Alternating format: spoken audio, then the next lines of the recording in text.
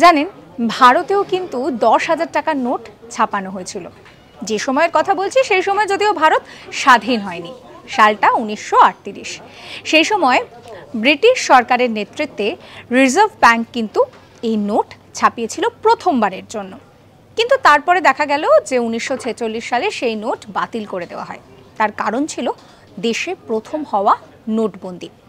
এরপর 1954 সালে ফের একবার এই 10,000 টাকার নোট চালু করা হয়েছিল, কিন্তু দেখা গেল যে 1978 গিয়ে সেটা আরও একবার বাতিল করে দেওয়া হয়, কারণ সামনে আসে প্রচুর পরিমাণে দুর্নীতি, আর সেই দুর্নীতি ঠেকাতে সেই সময়ও হয়েছিল নোটবন্দি।